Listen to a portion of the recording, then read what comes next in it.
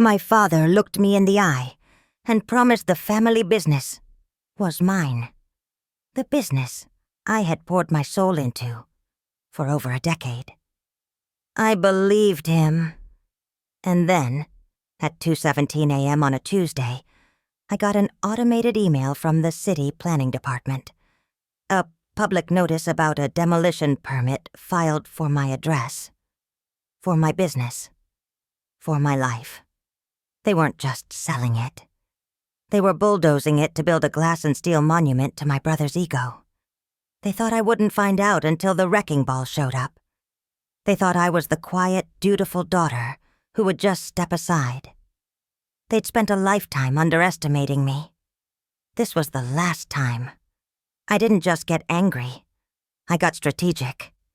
By the time they woke up, I had already planted the seeds of their ruin, and I was about to show them what happens when you try to rip out roots that have grown deeper and stronger than you could ever imagine. For 10 years, my life had smelled of damp earth, peat moss, and the sharp green scent of crushed tomato leaves. I was the manager, the heart, the soul, and the aching back of the Bloom Room, our family's nursery and garden center. It wasn't just a business. It was a landmark. A sprawling, chaotic sanctuary of old greenhouses, creaking wooden floors, and terracotta pots stacked in precarious, beautiful towers. My grandfather started it with a wheelbarrow and a dream. My father inherited it and tolerated it, but I loved it. I was the one who knew Mrs. Gable's prize-winning roses needed a specific fungal spray in May. I was the one who hand-mixed our proprietary heirloom hero potting soil that people drove 2 towns over to buy.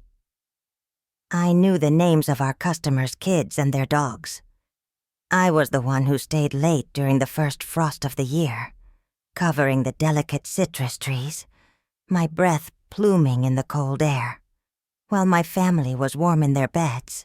My parents, Richard and Helen, were the owners on paper.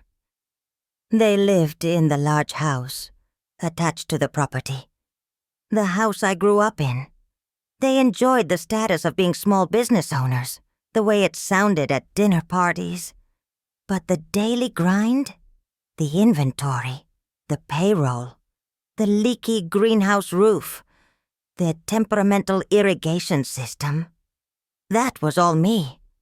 For a salary that was more of an allowance, and a promise that felt more and more like a myth. One day, Clara, this will all be yours. You're the only one who really gets it. And then there was Leo, my older brother, the golden child. While I was wrestling with bags of mulch, Leo was off finding himself. This journey of self-discovery was generously funded by the profits I was generating at the nursery. There was the year in Thailand to become a certified yoga instructor, the 6 months in Peru for a spiritual awakening, the disastrous attempt to launch a line of artisanal, ethically sourced toothpicks. He would breeze back into town every so often, tan and full of condescending advice. You know, sis, you should really digitize your inventory. There are apps for this, he'd say, sipping a smoothie, while I was covered in dirt from repotting 100 fiddle-leaf figs. My parents would hang on his every word. Leo is a visionary, my mother would whisper, beaming. He just sees the world differently. They saw his failures as stepping stones. They saw my success as expected. It was just Clara, doing her thing, reliable, stable, boring. The simmering resentment was a low-grade fever I'd lived with for years. It wasn't one big thing. It was 1,000 tiny cuts. It was them taking a second mortgage on the property I was supposedly going to inherit, to fund Leo's newest, most ambitious venture yet. a wellness lifestyle brand called Elysian Lifestyles. What was it? Nobody knew. It involved a website, a lot of stock photos of beautiful people laughing, and an expensive consultant who told them Leo had paradigm-shifting potential. I found out about the loan not from them, but from a letter I accidentally opened, thinking it was a bill for the shop. When I confronted them, my father was dismissive. "It's an investment, Clara. You have to spend money to make money. Leo's onto something huge. This is going to set us all up for life." My mother just patted my arm. "Don't you worry, dear. The Bloom Room is your safety net. It will always be here for you. A safety net.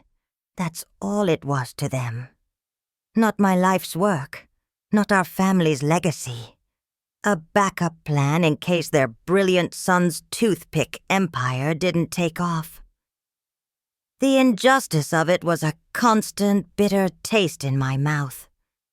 I paid for the shop's new furnace out of my own meager savings because they said things were tight after paying for Leo's branding workshop in Sedona. I canceled my own vacation, a simple camping trip, because a freak hailstorm shattered 3 panes of glass in the main greenhouse, and they couldn't possibly cover the repair. Yet the next week, Leo posted a photo on Instagram from a private box at a Formula One race. The caption, #networking, #vision, #Elysian. I'd see the charges on the business credit card, the card I used to buy soil and fertilizer, dinners at restaurants I couldn't afford, flights, hotels. When I'd bring it up, my mother would wave her hand. "That's for Elysian, honey. It's a business expense. Leo has to entertain investors who never seemed to materialize, a business that never seemed to sell anything. It was a phantom, and it was bleeding my reality dry. The Bloom Room was real. The soil under my fingernails was real. The loyalty of my customers was real. But in their eyes, the only thing that was real was Leo's mirage of success, and they were willing to sacrifice my entire world to keep it shimmering on the horizon. The demolition permit email was the spark that lit the entire forest on fire. 2:17 a.m. My phone cast a pale, sick glow on the ceiling of my small apartment above the detached garage. Public notice of application for demolition permit. Property ID 74B22291. Applicant Elysian Development Group, LLC. My blood went cold. I knew that property ID better than I knew my own social security number. It was the Bloom Room. It was my home. My hands were shaking so hard I could barely type, but I scrambled to the city planning portal. It was all there. Permit filed, pending approval. And then I searched for Elysian Development Group, LLC. The first result was a flashy new website. And on the homepage, under the banner, "The Future of Conscious Living," was a hyper-realistic architectural rendering. A sleek, sterile box of glass and white concrete, with a few sad-looking ornamental trees in square planters. And right where my grandfather's 80-year-old greenhouse stood, the one with the climbing jasmine I'd nurtured for a decade, was the caption. "Future home of the Elysian Lifestyles flagship experience." I felt the air leave my lungs. It wasn't a mistake. It was a plan. A cold, calculated betrayal that had been happening behind my back for months, maybe years. I clicked on the Our Team page. There was my father, Richard, listed as CEO. My mother, Helen, as Chief Visionary Officer. And my brother Leo, as founder and chief lifestyle architect. His photo was professionally taken, him laughing with a perfect white smile, leaning against a ridiculously expensive car. My photo wasn't there. My name wasn't there.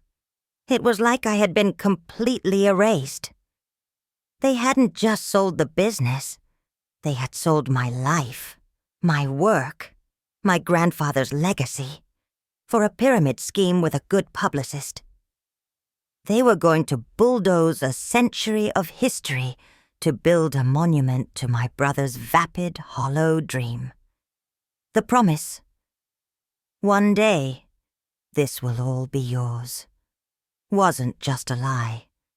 It was a weapon they had used to keep me compliant, to keep me working, to keep me tethered while they plotted my obsolescence. The rage that filled me was white hot, but it was clear.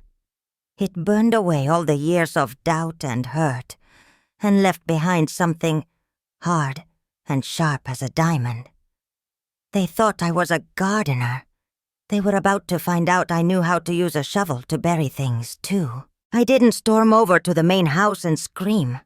I didn't call them, weeping and begging for an explanation. Their time for explanations was over. My time for quiet acceptance was gone. I sat at my small kitchen table as the sun began to rise, the screen of my laptop illuminating my face, and I began to work. My first call wasn't to a lawyer. It was to Sarah Jenkins, a reporter for the local paper who had written a lovely profile on the Bloom Room 2 years ago, celebrating it as a pillar of the community. I left her a cryptic but intriguing voicemail. "Sarah, it's Clara from the Bloom Room. I have a story for you about the future of community landmarks in this town. It's not a pretty one. Call me." My second action was to create a private Facebook group. I called it Friends of the Bloom Room. I invited every loyal customer whose email I had, every landscape contractor I worked with, every member of the local garden club, all 300 of them. I drafted a single powerful post. I didn't whine or accuse. I stated facts. I attached a screenshot of the demolition permit and a link to Leo's Elysian Lifestyles website. I wrote, "For 3 generations, my family has served this community. This place has been my life's work. It has come to my attention that my parents have made the decision to demolish the Bloom Room to make way for a new development. They believe this is progress. I believe it is the erasure of our shared history. There is a public zoning board meeting next Wednesday at 7 p.m. to review the permit. I will be there to speak. I hope that those of you who have found peace, joy, or just the right tomato plant within these walls will consider joining me." I hit post. Then I went through the business financials, the accounts I had managed for years. I saw the second mortgage payment, the consulting fees to Leo's friends, the endless stream of Elysian expenses. And I saw the lever of my power. The nursery had a substantial line of credit with our local bank, secured by the business's assets and inventory. Inventory I managed and maintained. The bank manager, a man named Mr. Henderson, was a regular customer. His wife loved my zinnias. I sent him a carefully worded email requesting an urgent meeting to discuss the instability of the business's current leadership and a potential hostile change in asset management that could affect the security of the loan. I knew that banks hate instability. I was about to give them a hurricane. I shut my laptop. The sun was fully up now. I could hear the birds in the old oak tree outside my window. For the first time in a very long time, I didn't feel like a victim. I felt like a general on the morning of a battle she knew exactly how to win. This wasn't the first time they had sacrificed my future for Leo's fantasy. It was just the most blatant. The pattern was woven into the fabric of my life. I remember being 18. My acceptance letter to a prestigious horticultural program at a university 3 states away, clutched in my hand. It was my dream. I had a scholarship. I was ready. I showed it to them at the dinner table, my heart pounding with pride. My father glanced at it and set it down next to the salt shaker. "That's nice, Clara," he said, not meeting my eye. "But who's going to run the nursery? Your grandfather would be so disappointed to see it fall into disrepair." My mother chimed in, her voice dripping with gentle, poisonous manipulation. "Leo is so busy with his creative pursuits right now, honey. He's not cut out for this kind of work. You are. You have the gift. This place is in your blood. A degree is just a piece of paper. This," she said, gesturing vaguely towards the greenhouses, "is a legacy. Your legacy. They didn't forbid me from going. They did something far more effective. They made my dream feel like a selfish betrayal of my duty. They painted a picture of themselves, old and struggling, unable to manage the business I had already, even as a teenager, become essential to. They promised me that if I stayed, if I put my gift to use, the business would be my reward. It would be my name on the deed. It would be my creation. I was 18. I was dutiful. I wanted to make them proud. So I tore up the acceptance letter. I stayed. I traded my dream for their promise. A promise they had just listed on a demolition permit. I remember 2 Christmases ago. I had worked 60-hour weeks all through the holiday rush, selling trees and wreaths until my back screamed and my hands were raw from pine sap. We had a record season. I was proud. On Christmas morning, Leo announced he needed $20,000 to attend a mastermind retreat in Costa Rica for aspiring entrepreneurs. I watched as my father went to his desk, took out the business checkbook, the one filled with the money I had just earned, and wrote the check without a moment's hesitation. "An investment in your future, son," he said, beaming. Later that day, when I quietly asked if we could finally afford to replace the nursery's ancient, failing point-of-sale system, my mother sighed. "Oh, Clara, let's not talk about money on Christmas. Things are just so tight right now. You always find a way to make do anyway. You're so resourceful. And they weren't just taking my money. They were taking my resourcefulness, my resilience, my ability to make do, and using it as an excuse to bleed me dry. Every time I fixed a problem, I was just proving to them that I didn't need their help, freeing up more resources to pour into the black hole of Leo's ambition. It was my father who finally broke the silence.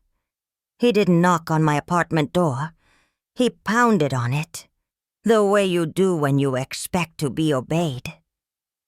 I opened it and found all 3 of them standing on the landing. My father's face was a thundercloud. My mother stood slightly behind him, her arms crossed, her expression one of deep theatrical disappointment.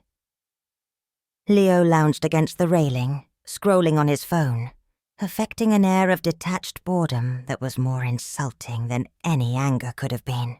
"What in the hell do you think you're doing?" my father boomed, his voice echoing in the small space.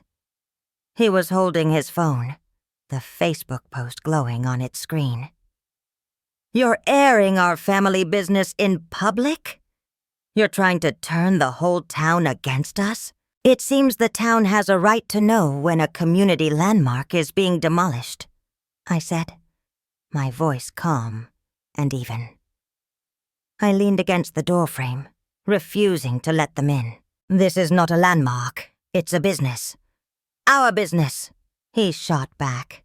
And we will do with our property as we see fit. This Elysian project is the future. It's bigger than a few dusty plants. It's a legacy for this entire family. A legacy? I laughed, a short, sharp, humorless sound. You're building a monument to Leo's ego on the grave of Grandpa's dream. Don't you dare call that a legacy. My mother stepped forward, her voice taking on that familiar, wounded tone. Clara, how can you be so selfish? After everything we've done for you. We gave you a home, a job, we trusted you. And you repay us by trying to sabotage your own brother's success? He has worked so hard on this. Worked hard? I stared at her, incredulous. I'm the one who has worked hard. I'm the one whose sweat is in the soil of that place. I'm the one who propped this family up for 10 years while you funded his vacations. You didn't give me a job. You exploited my labor with a lie. A lie about this place one day being mine. Leo finally looked up from his phone, a smirk playing on his lips. Look, sis, I get it. Change is scary. You're comfortable in your little dirt patch. But some of us have bigger ambitions. You just don't have the vision to understand what we're building here. It's not personal. Not personal? My voice was dangerously low. You are trying to bulldoze my life. You used the money I earned to do it. You put my name, my father's name, my mother's name on a website, and erased mine completely. You tell me how much more personal it can get. My father jabbed a finger in my direction. You will take down that post. You will cancel whatever ridiculous meeting you're planning. You are going to stop this nonsense right now. This is not a negotiation. You're right, I said, meeting his furious gaze without flinching. It's not. It's a public zoning meeting. And I will be there. And I suggest you be there too. Because you're going to need a lot more than a fancy website to convince the city to let you tear down the Bloom Room. You're going to have to go through me. And you're going to have to go through my entire community. I pushed the door closed, leaving them standing there in stunned, furious silence. The battle lines had been drawn. The fallout was immediate and beautiful. My Friends of the Bloom Room group exploded. Within 24 hours, it had over 1,000 members. People weren't just clicking join. They were posting. They shared photos of their gardens, planted with my seedlings. They told stories about my grandfather, giving them their first succulent. They remembered me helping them find the perfect tree for their new baby's nursery. It became a living, breathing testament to what the place meant to people. The local news story, fueled by my tip, ran on the front page of the Wednesday paper under the headline, Community Hub or Condo Fuel. Beloved nursery faces demolition for controversial luxury project. The article quoted me. It quoted a dozen angry customers, and it noted that the developers, my parents and brother, were unavailable for comment. My phone started ringing. It was Mr. Henderson from the bank. Clara, he said, his voice tight with concern. I saw the article, and I got your email. I've put a temporary freeze on the business's line of credit pending our meeting. We can't have our collateral being threatened by demolition. That was the first domino. The next call was from the zoning board administrator. Ms. Peterson, we've received, an unprecedented number of calls and emails regarding the permit for your address. Over 200 so far. We're going to have to move the meeting from the small conference room to the main town hall auditorium. The ripple effect spread. Leo's investors, who I suspected were just a few of my father's golf buddies, started getting nervous. One of them, a man I knew vaguely, called my father, and I know this because my father then called me, leaving a sputtering, apoplectic voicemail. "What have you done? Robert is asking for his money back. He says the project has brand toxicity. That's your fault. You are poisoning the well." I didn't call him back.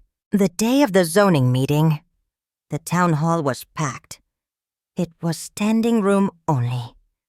I saw Mrs. Gable in the front row, holding a hand-painted sign that said, "Save the Bloom Room." I saw the entire local garden club, wearing matching t-shirts with a picture of a defiant-looking sunflower on them. When it was my turn to speak, I walked to the podium, not with a speech, but with a simple, bound ledger book. "This is my grandfather's first sales ledger from 1958, I began. I told them our story. Not the story of my family's betrayal, but the story of the community's garden. I talked about the roots we all had there. When my father got up to speak about economic revitalization and forward-thinking development, he was met with a low murmur of disapproval.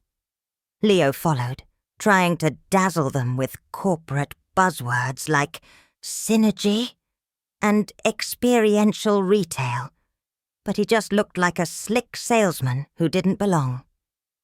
The board, seeing a room full of angry voters and a PR nightmare in the making, voted unanimously to table the permit for further review, which everyone knew was a death sentence. We had won. As people cheered, I saw my parents and Leo slip out a side door, their faces pale with rage and humiliation. They hadn't just lost a permit. They had lost their reputation and their funding. And they had lost it all because they fundamentally misunderstood the one thing I had been cultivating for years: community. It was a root system they couldn't see, and it was strong enough to break their concrete fantasy. In the quiet aftermath of the meeting, I learned a profound lesson. My entire life, I had been conditioned to believe that family was an unbreakable bond. A non-negotiable entity you serve, no matter the personal cost. My loyalty was expected, my sacrifice assumed. When I finally stood up for myself, they accused me of being the one to break the family. "You're tearing us apart," my mother had wailed in a voicemail. But they were wrong. I wasn't the one who broke it. I was just the one who turned on the lights and exposed the cracks that had been there all along. The family they wanted, the one where I was a silent, obedient cog in the machine that fueled Leo's dreams, was a fantasy. It wasn't real. The truth is, you can't be loyal to a lie. Their version of family was a one-way street. Love, support, and resources flowed from me to them. And in return, I received empty promises and the privilege of being their safety net. By refusing to be bulldozed, literally and figuratively, I wasn't destroying a family. I was saving myself. I realized that my value wasn't determined by their approval. For so long, I had measured my worth by how useful I was to them. But my worth wasn't in the profits I generated or the problems I solved.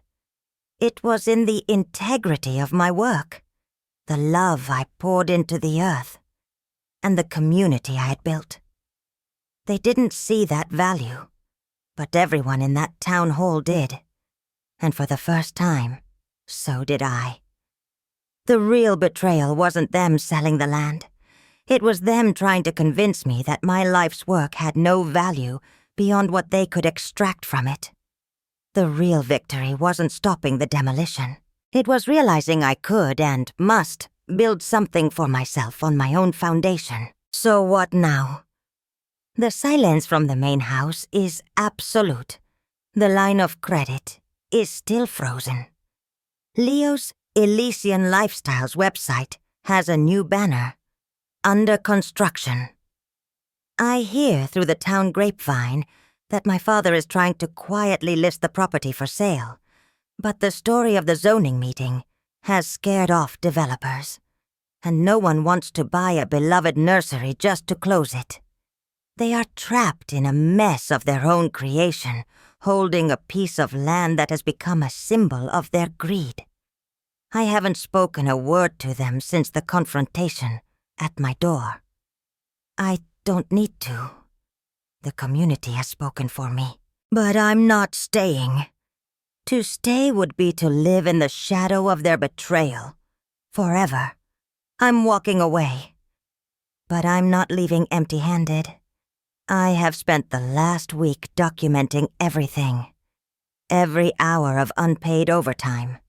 Every business expense I covered personally. Every dollar that flowed from the nursery to fund Leo's fantasies. I have a decade's worth of evidence. My lawyer calls it sweat equity, and he says it has a very real, very powerful legal claim. We are going to make them an offer. Buy me out for a fair and significant price, or we will see them in court, where all those embarrassing financials and that disastrous zoning meeting will become public record. They value their pride more than anything. I suspect they will pay to make me go away. And I will go. I'm taking the money. I'm taking my grandfather's old ledger. And I'm taking my heirloom hero potting soil recipe. I'm going to find a small plot of land, somewhere new, somewhere fresh. I'm going to build my own bloom room. Not a legacy I inherited, but one I create from the ground up. It will be smaller and humbler, but it will be mine. Every brick laid, every seed planted, will be a testament not to my family's name, but to my own resilience. I'm leaving them with their toxic property and their shattered dreams. I'm taking my life back. So I want to ask you guys, have you ever poured your heart and soul into something? A job? A project? A relationship? Only to have someone else try to take the credit or tear it down? Have you ever had to make that impossible choice between the family you were born into and the person you were meant to become? It's a lonely, terrifying decision. But I'm learning that sometimes the most important thing you can cultivate is your own future. Let me know your stories in the comments below. I'm reading every single one, because for the first time, I feel like I'm part of a community that truly understands.